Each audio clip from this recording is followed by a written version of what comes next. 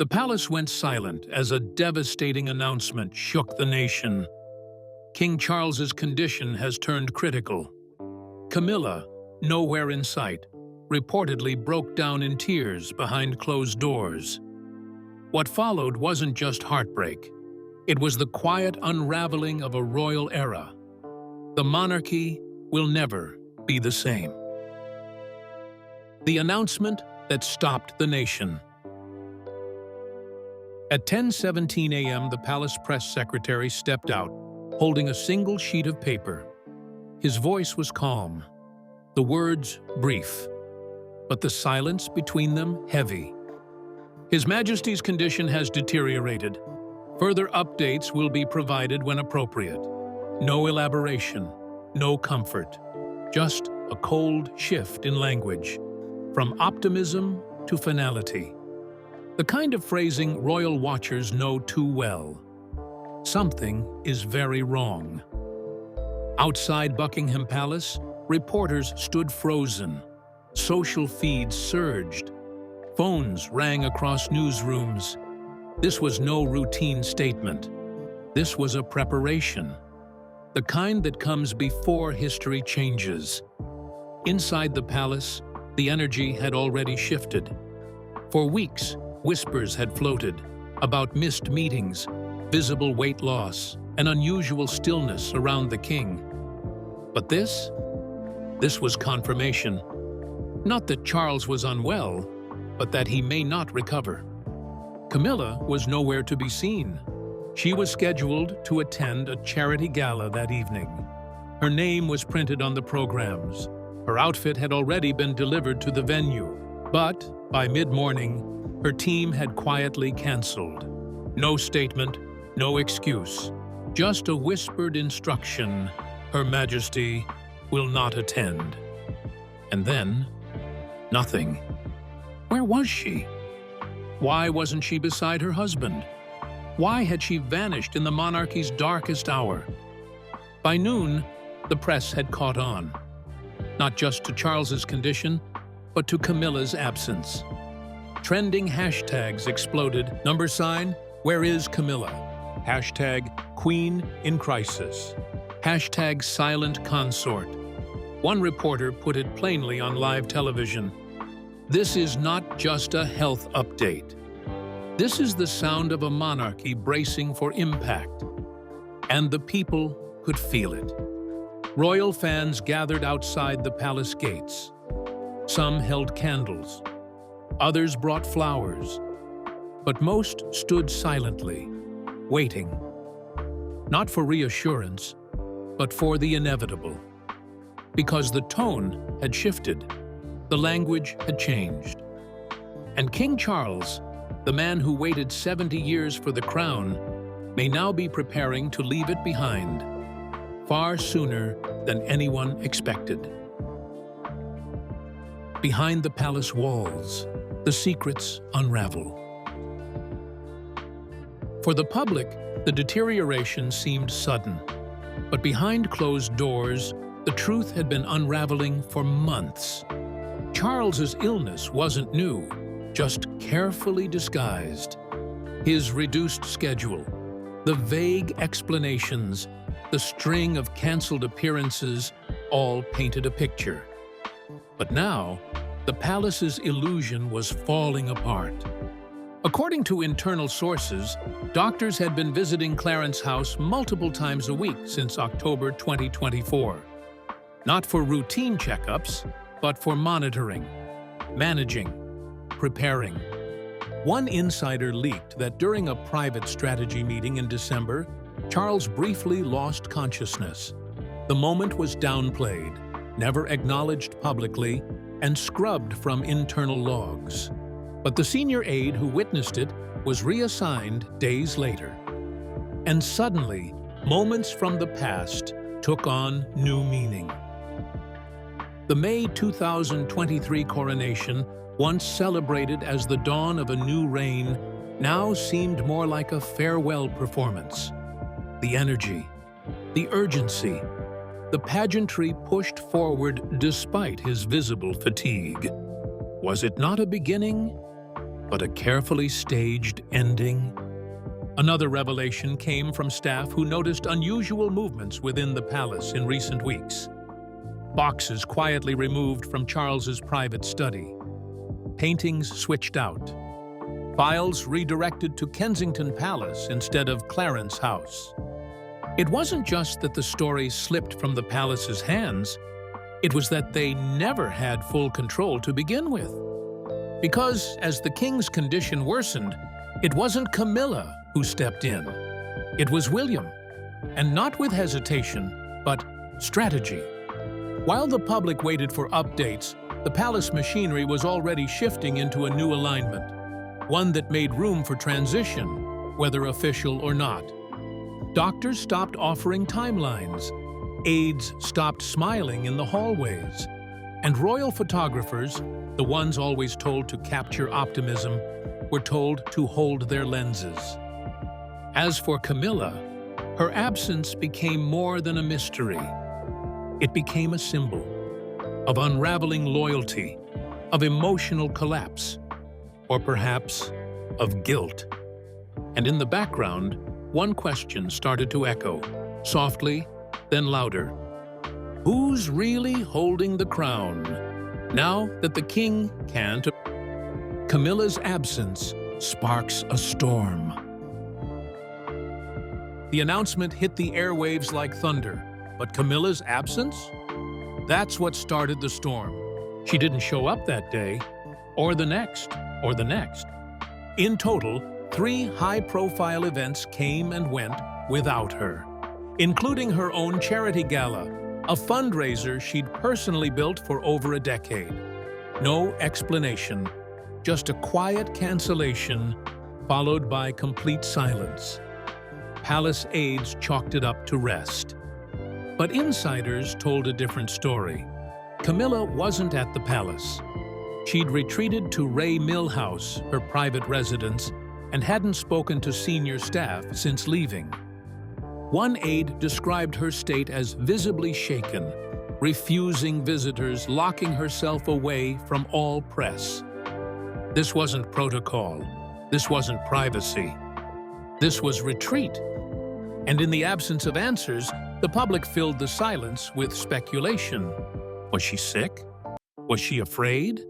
Was she being pushed aside? Then came the leak.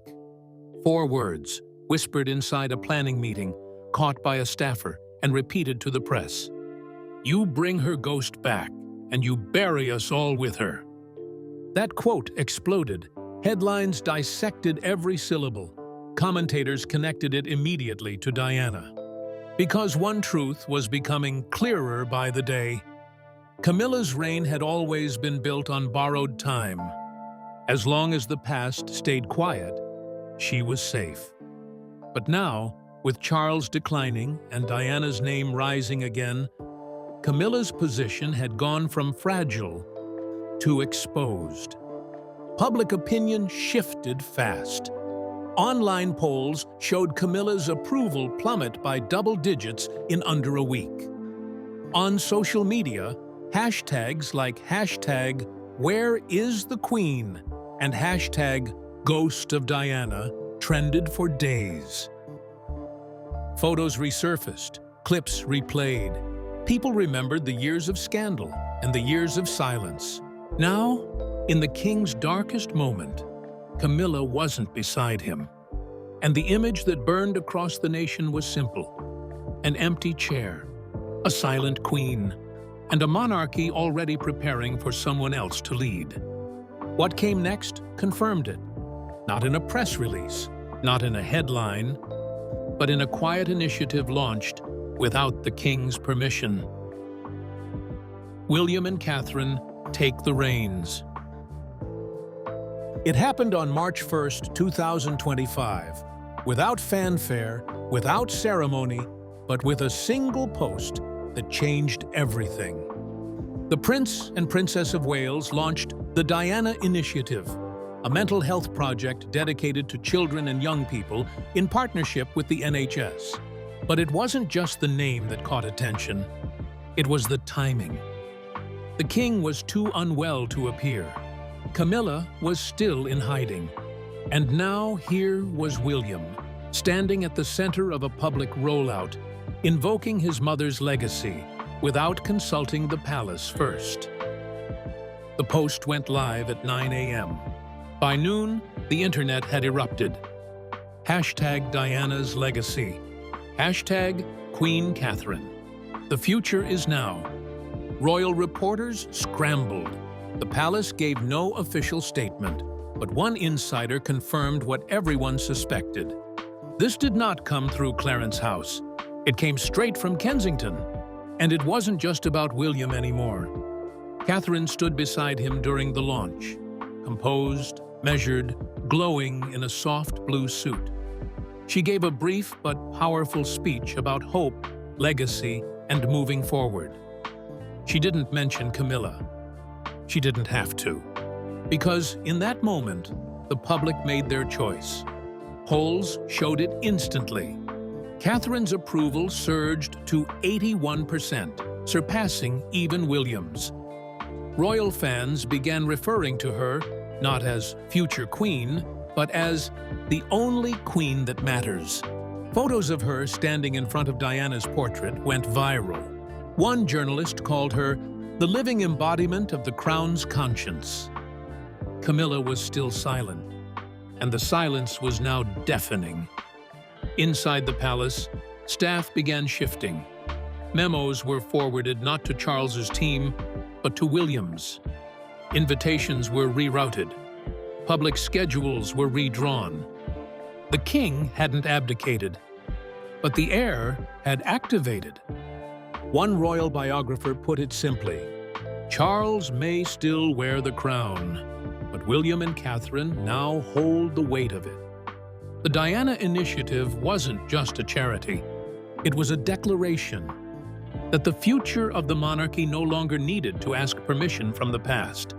And Catherine? She didn't just support it. She led it, with quiet strength, unshakable grace, and a clarity the crown hadn't seen in years. Because where Camilla vanished, Catherine rose, and the nation followed. A quiet coup in pearls and silence. The monarchy didn't crumble. It shifted, silently, strategically, and without a single headline announcing the change. Within 2 weeks of the Diana Initiative launch, the palace structure began rewiring itself. No formal decree, no titles revoked, no explosive meetings, just small things. Quiet things, but powerful. Royal staff stopped reporting updates to Clarence House. Memos started going through Kensington Palace. Events once scheduled for Camilla were quietly reassigned. Press releases came with a new contact at the bottom. Not the King's communications secretary, but William's. One insider called it a bloodless transition. Another said, bluntly, the King still reigns, but William leads.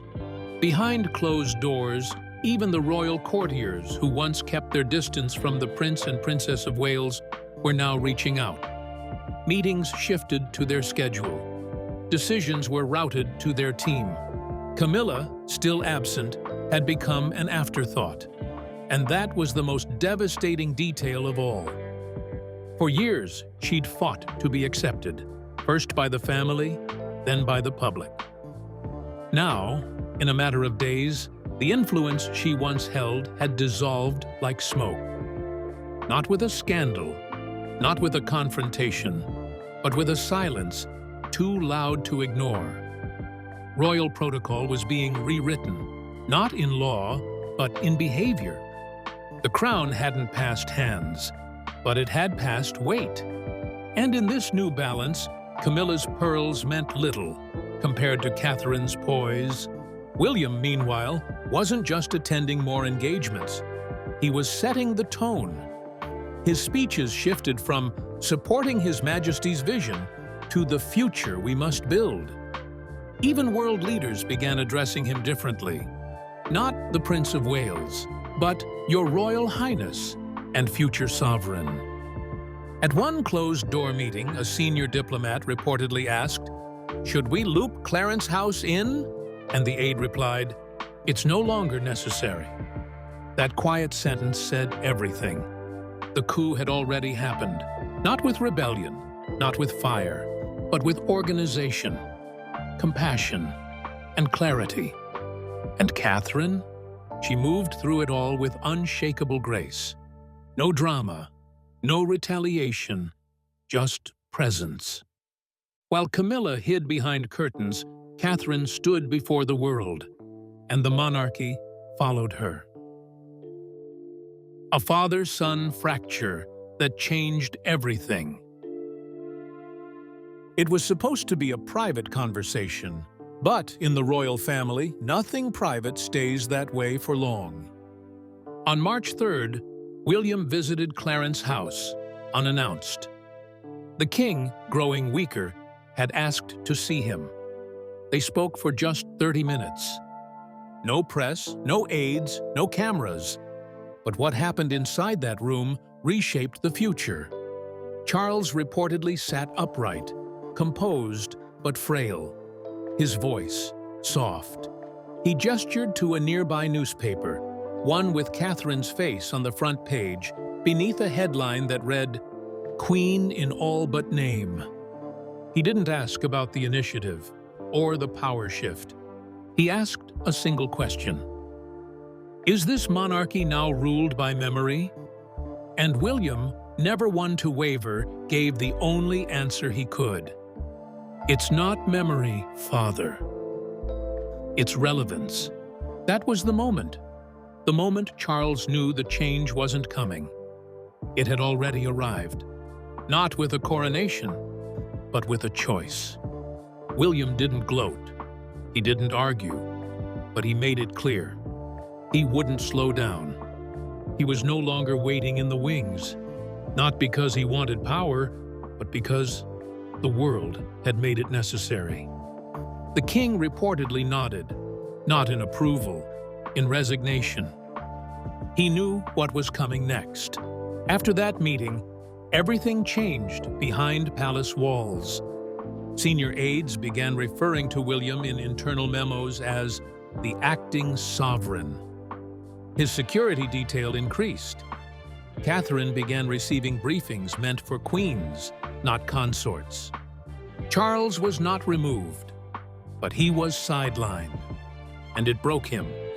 According to a source close to the family, it wasn't just the illness that changed him. It was the look in William's eyes, focused, resolved, like Diana standing in the room again. For decades, Charles had lived in his mother's shadow. Now he was being quietly eclipsed by his son and by the woman who carried Diana's spirit with every step. Camilla was still missing from public life, but her absence no longer caused concern.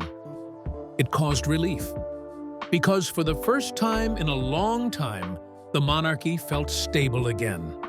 And it had nothing to do with the king. It had everything to do with a prince, a princess, and a legacy no illness could erase. Camilla and Catherine, a Cold War goes public. For weeks, Queen Camilla said nothing.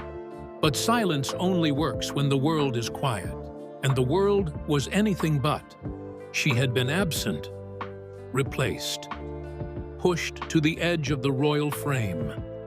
The public had moved on, and many insiders believed she would stay there, quietly retreating from the spotlight as William and Catherine stepped forward. But then came March 10th. Camilla arrived, unannounced, to a small royal luncheon hosted for Commonwealth diplomats. She smiled.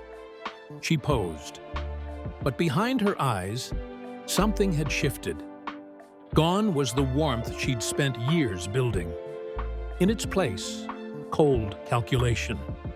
When asked casually by a journalist about the Diana Initiative, her answer was razor-sharp, though delivered with a smile. The monarchy doesn't need nostalgia to prove its worth. It was subtle, but it wasn't accidental. Within minutes, the quote was everywhere. News outlets plastered it across headlines. Social media exploded. Commentators didn't mince words. Camilla had just taken a swipe at Diana's legacy, and by extension, at Catherine's rise. And this time, there was no silence from Kensington Palace. 3 days later, Catherine attended a children's mental health summit, and without naming anyone, delivered a line that rippled through the monarchy like thunder. The future isn't written by those who fear the past.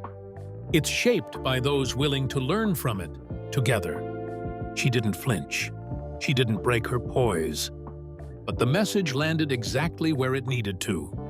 The public response was immediate and brutal. Camilla's approval dipped below 40%, her lowest since the early 2000s. Opinion pieces labeled her remarks tone-deaf, out of step, and dripping with bitterness. Catherine, meanwhile, soared. Her photo, standing in front of a mural of Diana holding a child's hand, became the image of the week, a moment captured not just for history, but for transition. The press didn't call it a feud. They called it a Cold War, not between two women, but between two versions of the crown. And Camilla? She had finally spoken, but the world wasn't listening to her anymore. Princess Anne breaks her silence. If there was one royal who had remained untouched by scandal, it was Princess Anne, respected, measured, and fiercely loyal to the institution. For decades, she had kept her opinions private, even as the monarchy bent under the weight of its past.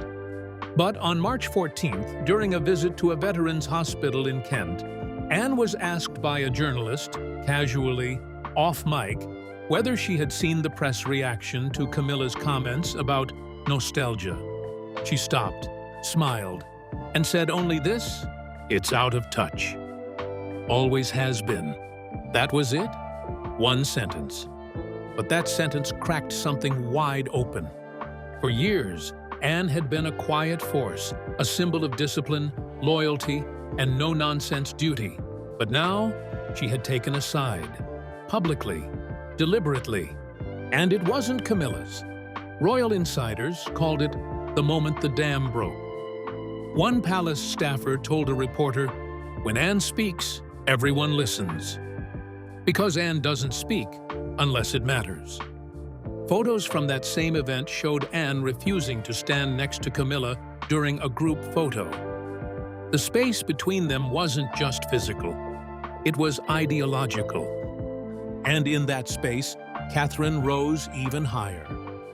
Aides began referring to Anne as the silent sentinel, the monarchy's unspoken moral compass. Behind palace doors, her subtle alignment with William and Catherine reshaped the entire dynamic. Suddenly, what had felt like a power shift became something more, a movement. Catherine's voice was now amplified by Anne's authority. Her decisions were no longer seen as youthful energy. They were seen as the natural continuation of the monarchy's most respected voice. Camilla, meanwhile, had no response. Because what could she say? Anne had spoken, and when she did, the country knew what it meant. That the old monarchy, the one clinging to silence and survival, was fading. And in its place, something else had begun to take shape. Something not led by fear or nostalgia, but by legacy, strength, and quiet revolution. The weight of the crown shifts. By early April, the shift was no longer subtle. It was structural. Prince William and Princess Catherine had assumed full control of the monarchy's front-facing duties, without announcement, without resistance, and with barely a whisper from Clarence House. They weren't standing in for King Charles. They were leading without asking. In a single month, William took over 14 engagements originally assigned to his father. Foreign ministers began coordinating directly with his team. Catherine's schedule doubled overnight, not in charity appearances, but state-level representation. Then came the quietest change of all, and the loudest message. Camilla was removed as patron from 2 major charities. No press release, no farewell statement. Her name simply vanished from the websites. In her place, Catherine. And one of them? A domestic violence organization Diana had once championed. The symbolism wasn't missed. Insiders said Camilla was heartbroken. But it didn't matter. The public had moved on. Kensington Palace launched a new initiative. The Diana Room, a renovated wing inside the palace, open to the public as a space for mental health education and support, tied directly to the Diana Initiative. It became a national moment. Queues wrapped around the block. Visitors wept at the handwritten quotes on the walls. A new generation met Diana not through scandal, but through purpose. And behind it all, Catherine, quiet, composed, resolute. Camilla tried to re-enter the public eye once, briefly, at a literary event. The media barely noticed. One headline read, "Queen without a stage." By the end of April, 4 of her longtime aides resigned. Others were reassigned to offices under William and Catherine's team. A royal analyst put it plainly. It's no longer a question of whether William and Catherine will lead. It's a question of when Charles will let go. But for many inside the palace and across the country, he already had. The monarchy hadn't crumbled. It had been quietly handed off, piece by piece, duty by duty, until the crown itself felt lighter on one head and heavier on another. The era ends, a new one begins. It happened on the morning of May 1st, 2025. A simple message from Buckingham Palace. No anthem, no flag change, just 18 words. His Majesty the King is in critical condition. The royal family asks for privacy during this difficult time. No denial, no softening, just truth. And with it, the world stopped. Candles appeared outside the palace gates before sundown. Crowds stood shoulder to shoulder in silent vigil. For a king once ridiculed, now mourned, not just for his health, but for the final act of surrender he had no choice but to accept. At 7:43 p.m., cameras caught William and Catherine arriving at Clarence House. William's jaw was tight. Catherine, pale but composed, held his hand firmly. They didn't wave. They didn't speak. They just walked through the gates as a nation held its breath. Inside, sources say, the conversation wasn't ceremonial. It was intimate. A family preparing for change. A king facing the inevitable. A son stepping forward, not out of ambition, but because duty left him no other option. And behind him, always, was Catherine. One palace aide, asked later about her presence in that room, gave a chilling quote.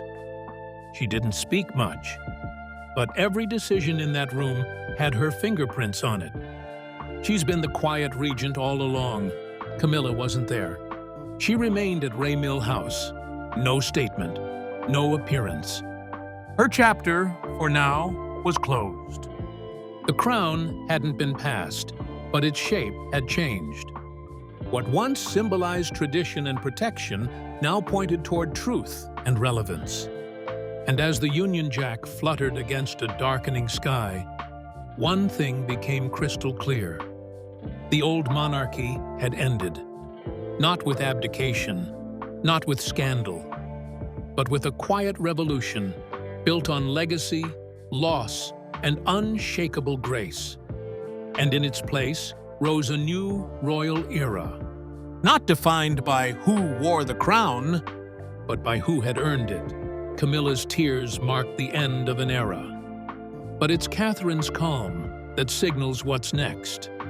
With Charles in crisis and William stepping forward, the crown is shifting in real time.